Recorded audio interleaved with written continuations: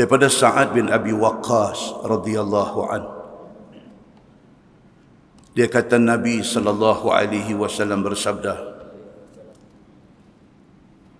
Nabi kata tanda bahagia satu orang manusia itu ada 3. Tanda sengsara ataupun tanda penat.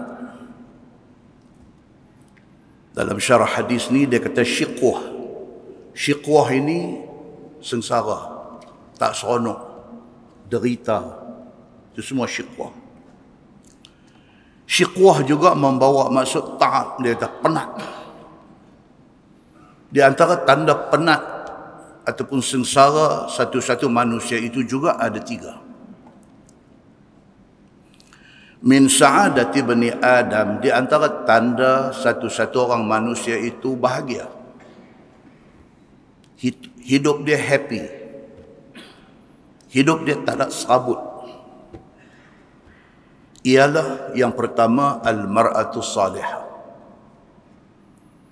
Dalam syarah hadis dia kata bukan sengaja, bukan kebetulan Nabi sebut al-mar'atu salihah itu nombor 1. Tetapi Nabi sallallahu alaihi wasallam purposely sebut al-mar'atu salihah itu nombor 1. Di antara tanda satu orang manusia itu bahagia, jiwa dia tenang, tenteram, hidup dia happy, ialah sekiranya dia ada isteri yang baik. Menyebut al-mar'atu salihah, isteri yang baik itu di nombor 1 itu bukan saja-saja. Kerana dia boleh jadi punca segala kerosot yang ada dalam dunia. Yang dikatakan al-mar'atu salihah, isteri yang baik itu apa dia? Dalam syarah hadis dia kata yang pertama, tengok pun rasa syok. Tengok pun rasa tenang dah. Dia ada satu isteri di rumah yang dia pergi kerja, dia balik kerja penat. Tengok muka bini itu hilang penat. Di antara yang dikatakan al-mar'atu salihah itu apa dia? Satu orang isteri yang pandai menjaga maruah dia, sama ada ketika di rumah ataupun di luar rumah. Mana-mana orang yang dapat isteri yang macam ni, dia bahagia. Siapa yang mendefinisikan kebahagiaan itu mendapat isteri yang baik? Siapa dia? Nabi sallallahu alaihi wasallam. Wal maskanus salih, di antara tanda bahagia manusia juga dia ada rumah yang baik. Rumah yang baik ini di dalam setengah hadis sebut sebagai rumah yang luas. Rumah yang selesa duduk. Rumah yang paling-paling korang ada 4 bilik. Mak ayah 1 bilik, anak laki-laki 1 bilik, anak perempuan 1 bilik, dan ada 1 bilik tetamu. Dan paling-paling tidak ada 3 bilik. Mak ayah 1, anak laki-laki 1, anak perempuan 1. Kurang daripada 3 bilik mengundang masalah. Beberapa tahun dulu, polis Pulau Pinang pergi buat operasi dekat Dewan Seri Pinang punya kawasan tepi laut tu, Padang Kota. Pukul 2, pukul 3 pagi, polis pergi buat operasi, budak-budak penuh di situ. Bila tanya duduk di mana, mereka tunjuk, saya duduk sana, saya duduk sana, saya duduk sana. Pasal apa ada di sini? Pukul 2, pukul 3. Mereka jawab balik dekat polis yang buat operasi. Dia kata, kami kalau duduk di rumah, kami nak duduk tang mana? Kami nak duduk tang mana? Bilik pun tak ada. Mak dengan ayah 1 bilik, kakak dengan adik perempuan 1 bilik. Kami nak duduk tang mana? Rupa-rupanya Islam sudah bagi tahu melalui hadis Nabi sallallahu alaihi wasallam, perlu di rumah ini ada privacy. Perlu di rumah ini ada anak laki-laki ada kawasan dia, anak perempuan ada kawasan dia, supaya tidak timbul masalah di kemudian hari. Maka Nabi sallallahu alaihi wasallam kata di antara tanda bahagia satu orang manusia itu ada rumah yang baik. Rumah yang baik adalah rumah yang luas dan mempunyai ruang yang cukup untuk penghuni dia duduk. Yang ketiga, di antara tanda bagus kehidupan satu orang manusia itu ialah wal markabus salih. Ada kenderaan yang baik. Muslimin dan muslimat yang dirahmati Allah sekalian. Kenderaan yang baik bukan kenderaan mahal, tetapi kenderaan yang tidak beri masalah kepada tuan punya dia. Di antara tanda sengsara ataupun di antara tanda penat satu orang manusia, Nabi SAW kata ada 3. Yang pertama, al-mar'atu su'. Bini dia di rumah bagi masalah dekat dia. Nasib dia malang, dia ada bini di rumah, kaki beletiak. Oh, tuan-tuan. Orang laki-laki ni paling dia tak suka apa dia? Bini beletiak. Dia tak suka. Bini dia tegung anak, tegung sekali sudahlah. Lagu duk ulang. Bukan anak tu stres, pak dia stres sama. Pak kata dekat bini ni, dia kata, bang sekali cukuplah, budak tu faham lah. Ulang lagi. Yang ni semua apa dia? Yang ni semua nak bakang hati. Malang bagi dia, pasal di rumah dia, isteri dia karakter macam tu. Yang kedua, wal maskanus su'.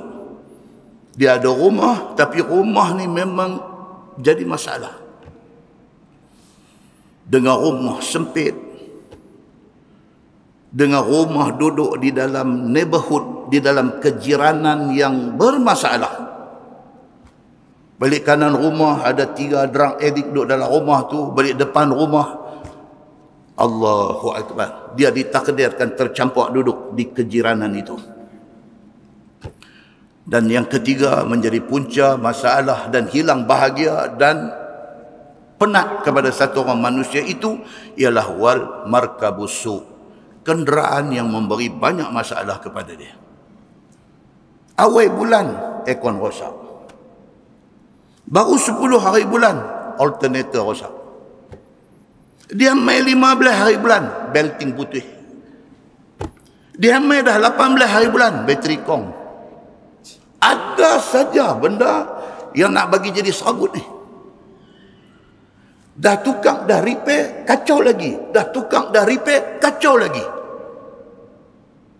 Siapa kena, siapa tahu. Nabi SAW sudah bagi tahu benda-benda ni semua. Muslimin dan muslimat yang dirahmati Allah sekalian. Ada banyak hadis yang Nabi SAW nak cerita tentang tanda bahagia dan tanda serabut satu-satu orang manusia. Di antaranya dalam hadis riwayat daripada Ali bin Abi Talib radhiyallahu anhu. Kata dia, qala Rasulullah sallallahu alaihi wasallam, arba'un min sa'adatil mar'i an takuna zawjatuhu salihah wa auladuhu abraran wa khulaqa'uhu salihin wa an yakuna rizquhu fi baladihi. Atau kama qal, hadis itu kata Imam As-Suyuti dhaif.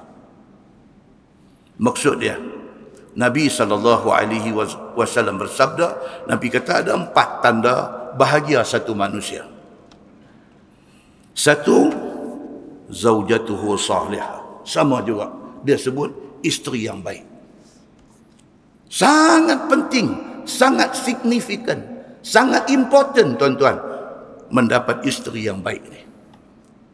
Kalau kita baca sebaliknya pula, orang perempuan juga perlu mendapat satu suami yang baik. Kalau suami baik, isteri baik, aman rumah tangga itu. Wa auladuhu abraran. Di antara tanda bahagia satu manusia ialah dia dapat anak yang abraran, anak yang baik-baik. 3 orang anak, 5 orang anak, 10 orang anak, semua bagus. Bukan bagus dari segi pencapaian dalam pelajaran sahaja, bagus akhlaknya, hormat ibu bapa dan orang tua-tua, dengar cakap taat Allah, taat Rasul dan taat kepada ibu bapa dia. Tidak ada yang lebih bahagia bagi orang tua-tua melainkan mendapat anak yang baik-baik. Wa khulata'uhu salihin, dan juga dia ada kawan yang dia duk bergui bercampur hari-hari, dan mereka ini orang-orang yang salihin, orang yang baik-baik. Dia berkawan dengan orang yang baik-baik, orang yang tidak bawa dia ke jurang neraka, sebaliknya orang yang sentiasa mengajak dia kepada kebaikan. Kalau itu yang ada di keliling dia, dia mendapat kebaikan dunia dan akhirat. Wa yakuna rizquhu fi baladih. Dan Nabi kata tanda baik seorang manusia itu ialah apabila dia boleh mendapat rezeki daripada negeri sendiri. Dia dapat rezeki daripada negeri sendiri. Dia orang Malaysia, dia kerja di Malaysia. Rezeki dia dapat daripada hasil kerja di Malaysia. Tuan-tuan boleh bayang kalau kita terpaksa jadi macam saudara-saudara kita di Indonesia yang terpaksa main negara kita untuk cari makan. Tuan-tuan boleh bayang 5 tahun lagi. Tuan-tuan boleh bayang 10 tahun lagi. Kalau dengan trend yang ada hari ini, Kelang ada shutdown. Kelang 1 tutup, Kelang 2 tutup, Kelang 3 tutup. Semua orang yang duk kerja. Satu Kelang ada 1,500 orang. Satu Kelang ada 3,000 orang. Satu Kelang ada 5,000 orang. Nak pergi kerja di mana mereka ni? Kelang tutup.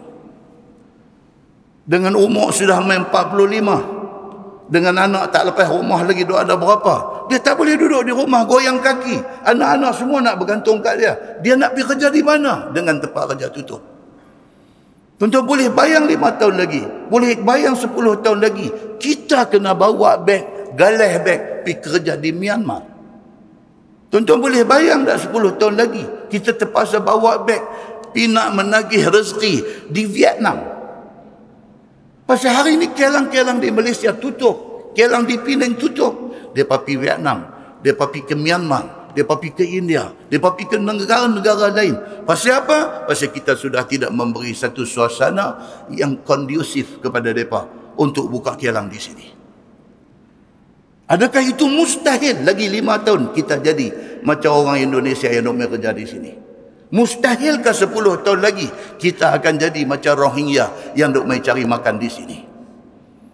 Kita mungkin kata kita tak apa dah, kita duduk dalam comfort zone, dalam zone yang selesa. Tonton tengok anak-anak kita di rumah. Berapa orang anak kita duk ada? Kalau anak-anak kita semua dah ada kerja, dah nampak comfortable, tonton tengok cucu kita. Ini semua generasi yang kena cari makan untuk nak kerja, untuk nak menyambung kelangsungan hidup. Kalau sekiranya keadaan dan tren yang ada hari ini berterusan, apa akan jadi kepada masa depan generasi anak cucu kita yang akan datang? Muslimin dan muslimat yang dirahmati Allah sekalian, isu hidup bahagia di dalam dunia ini bukan isu main-main. Ini isu yang sangat serius, kerana itu disebut oleh Nabi sallallahu alaihi wasallam. Tuan-tuan cuba bayangkan, katalah kita ni jadi multimilioner. Multimilioner maksudnya bukan dalam bank ada 1 milion. Bukan kata dalam tabung haji ada 2 milion. Multimilioner ni maksudnya kurang-kurang 100 juta kata. Kita ni bayangkan jadilah. Walaupun tak ada sungguh, bayangkan kita ada multimilioner. Kita ni multimilioner. Kita ada ratus juta dalam simpanan. Tuan-tuan bayangkan kereta yang menjadi idaman orang yang ada ratus juta ni. Kereta apa tuan-tuan? Dia bayangkan Ferrari. Dia bayangkan kereta Bugatti. Benar tak? Dia bayangkan kereta Bugatti. Dia bayangkan nak pakai kereta Porsche. Sebut begitu. Tak ada sebut Porsche. Kan? Masuk dalam Google. Cek tengok dia punya pronunciation dia. Dia sebut, kita pun guna terkeluar ayat dia Porsche. Dia sebut pun susah dah, belum kata nak beli lagi. Porsche. Orang yang ada ratus juta ni, dia tak tengok kereta Mercedes. Dia tak tengok BMW. Dia tak tengok Audi. Dia tak tengok Bentley pun dia tak tengok. Dia duk tengok Ferrari. Dia duk tengok Bugatti. Pasal apa?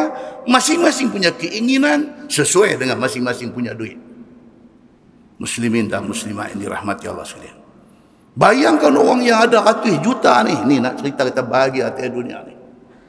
Bayangkan orang yang ada ratus juta ni. Dia nak beli rumah. Dia bukan nak beli rumah di Tropicana, Kuala Lumpur. Dia bukan nak beli rumah di Damansara. Dia bukan nak beli rumah di Bukit Tungku. Dia bukan nak beli rumah di Jalan Duta, di Taman Duta, KL. Dia bukan nak beli rumah di Bukit Bandaraya. Tuan-tuan, ni tempat-tempat yang kita sebut ni, ada masa pergi Kuala Lumpur saja round. 2 kali kita round, kita boleh main tanya, pasal apa ada orang kau ni? Ni, tempat yang kita sebut tadi ni. Bukit Tungku, Bukit Bandaraya, Bukit apa di Kuala Lumpur ni, kita lalu tengok, kita tani ke Istana Negara. Ini bukan istana, tuan-tuan. Ini rumah orang kaya yang ada ratus-ratus juta. Mereka duduk situ. Tapi orang yang lagi kaya daripada tu, dia nak cari rumah di mana? Dia nak cari rumah di France. Dia nak cari rumah di Malibu. Anda pernah dengar? Kita pernah dengar Pongsu 1000 dengan Pasiang Gebu. Ini Malibu, tuan-tuan. Satu kawasan di California, di Amerika, yang menjadi tempat selebriti dunia ada rumah di situ. Bila duit dia ada ratus juta, akal dia sudah nampak Malibu. Nak beli rumah di sana. Kita bercakap dalam kelompok kita di Kepala Batas ni, kita tak boleh bayang benda ni.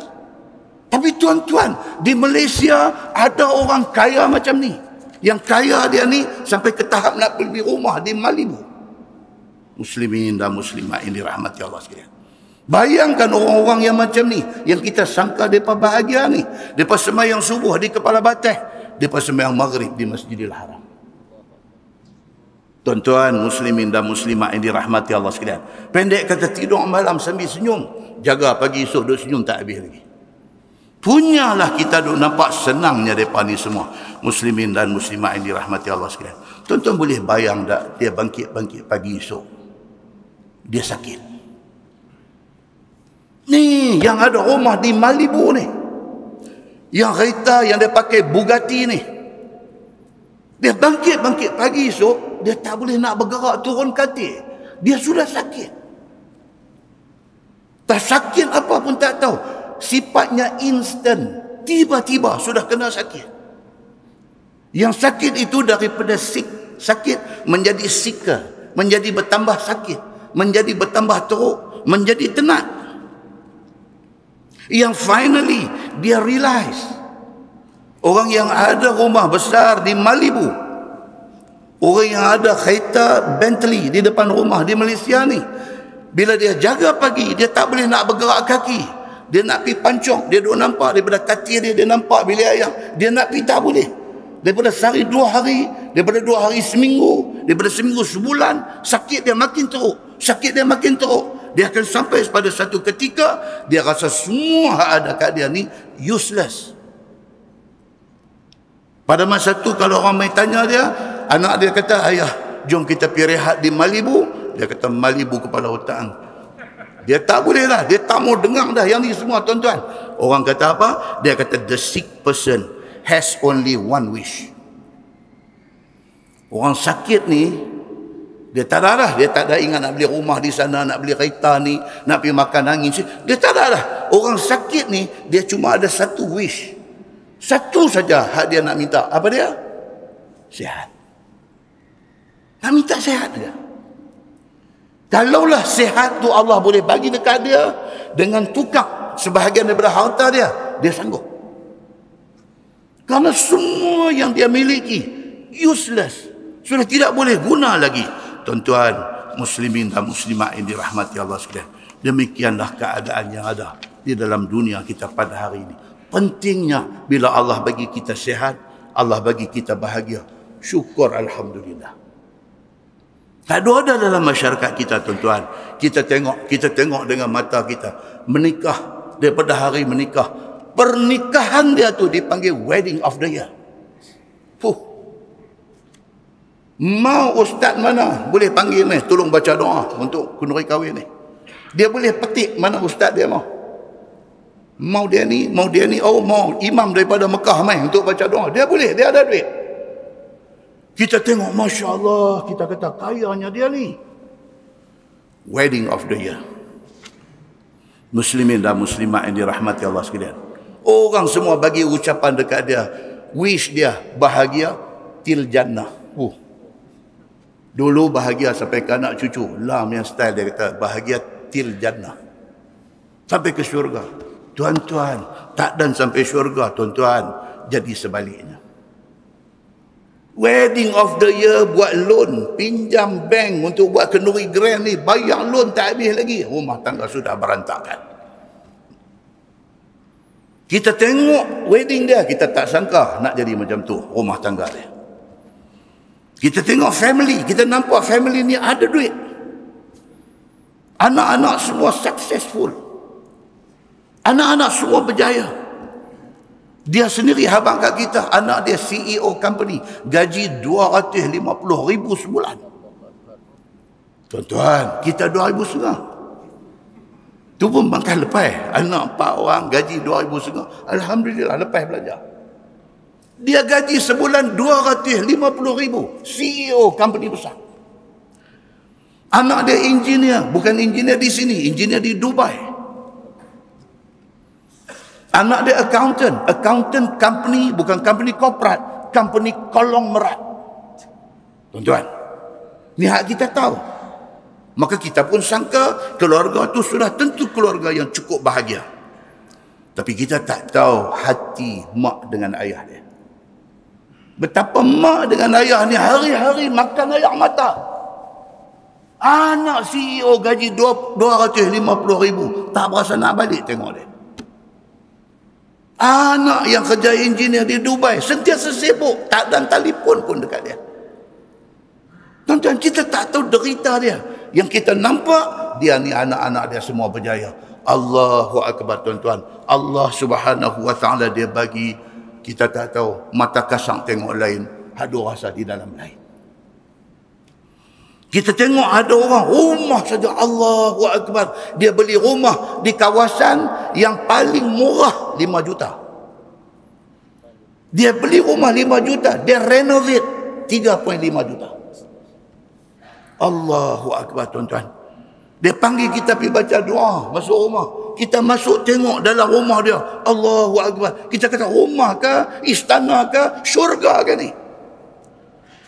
Muslimin dan muslimat yang dirahmati Allah sekalian.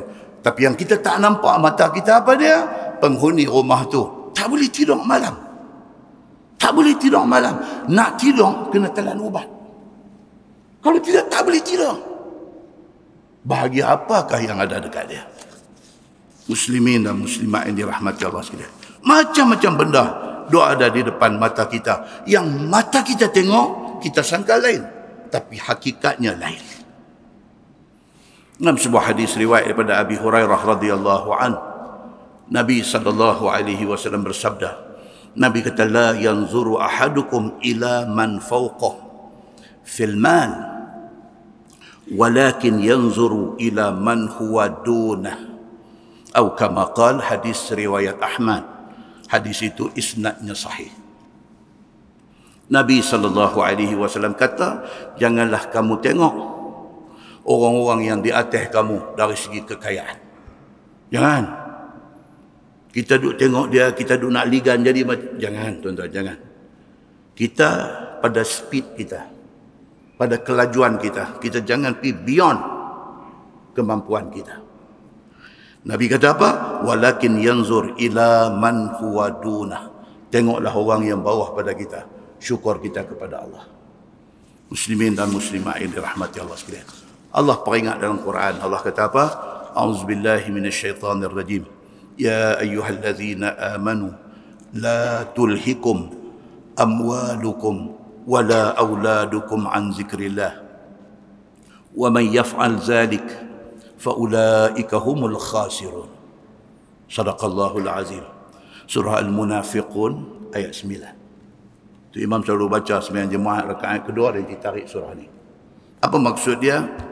Dia kata, wahai orang-orang yang beriman, la tulhikum amwalukum wala auladukum an zikrillah. Jangan sampai anak-anak kamu, harta benda kamu merosakkan kamu daripada agama Allah. Jangan sampai harta Allah bagi kat kita, dia merosakkan kita, dia merosakkan agama kita. Jangan sampai Allah bagi anak kat kita, anak itu menjadi punca kerosakan agama kita. Jangan. Wa man yaf'al zalik. Allah kata siapa yang buat macam tu, dia ada harta, dia pergi buat dengan cara tak betul. Dia ada anak, habis anak-anak dia. Duduk di Kuala Lumpur, tuan-tuan. Anak-anak kelabing. Duduk di Kuala Lumpur. Ayah masjid. Mak pun dengan pakai tutup aurat semua cantik. Anak kelabing. Anak dia kelabing. Kaki pi kelab. Dia kata pula, dia panggil ustaz mengajar di rumah. Dia kata dekat ustaz yang main di rumah dia. Dia kata Allah, dia kata anak-anak duduk di KL ni kalau tak bagi dia papi kelabing susah, dia kata. Nampak? Kalau tak bagi dia papi kelabing, kawan-kawan dia semua ada di situ. Kalau kita tahan tak bagi pi pun susah. Tapi anak saya insya-Allah, dia kata dia pi dia minum fresh orange. Dia pi abuan nak campur, nak bersembang dengan kawan saja dia balik. Tak pernah lagi dah, tak pernah dia balik mabuk. Tuan-tuan, membenarkan pi itu membuka pintu untuk nak jadi lingkup. Hari ini mungkin tak, seminggu mungkin tak, sebulan mungkin tak. Tuan-tuan, lepas daripada setahun, apa jadi kat budak ni? Benda seronok, tuan-tuan. Benda seronok. Muslimin dan muslimat yang dirahmati Allah sekalian. Itu sebab orang kata apa?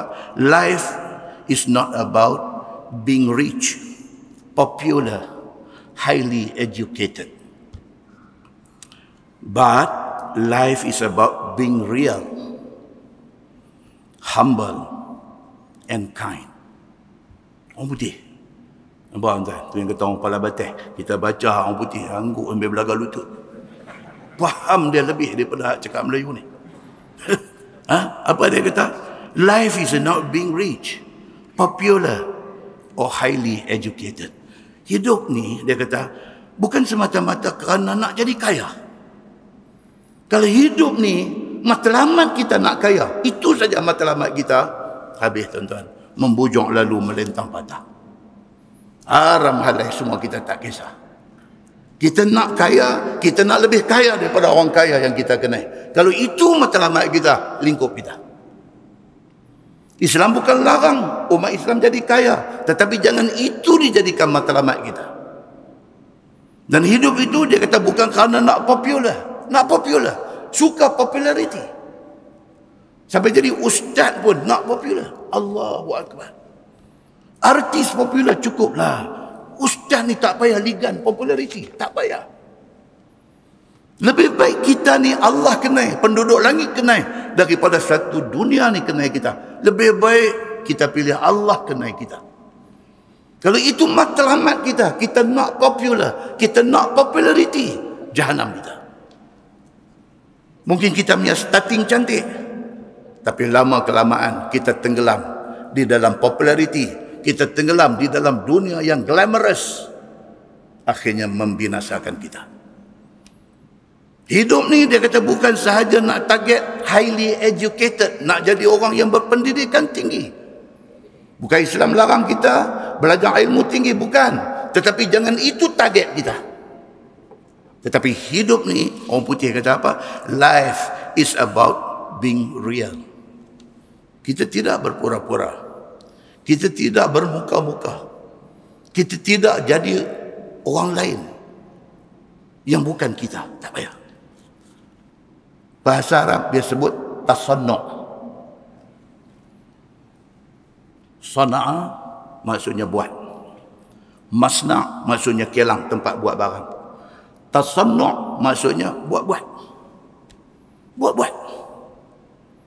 Ceramah buat-buat, teriak nak bagi buat-buat. Bukan main daripada dalam diri kita, sengaja buat-buat. Saja buat-buat. Kita tak mau macam tu. Kita mau hidup ni real. Kita satu orang yang realistik. Kita tak mau hidup berpura-pura. Kita tak mau hidup bermuka-muka. Kita tak mau berlakon di dalam dunia ni. Kita adalah kita. Muslimin dan muslimat yang dirahmati Allah sekalian. Dan hidup ni dia kata being humble. Biar kita rendah diri. Tentu nak sombong apa? Tentu kaya. Juta orang lebih kaya daripada kita. Tentu nak sombong apa? Tidak ada tempat untuk orang sombong di atas dunia ni. Dan yang pentingnya kita dalam hidup ini, kita ni kind, dia kata. Kind ni maksud dia apa? Baik hati. Kita dalam dunia ni, kita satu orang yang tak ada busuk hati. Tak ada dengki orang. Tak ada nak khianat orang. Tak ada nak jealous, tak tentu punca dekat orang. Tak mau yang tu semua. Kita jadi satu orang yang kind. Allah bagi dekat kita rezeki lebih sikit, kita share. Kita sama apa yang Allah bagi dekat kita, membinasakan kita.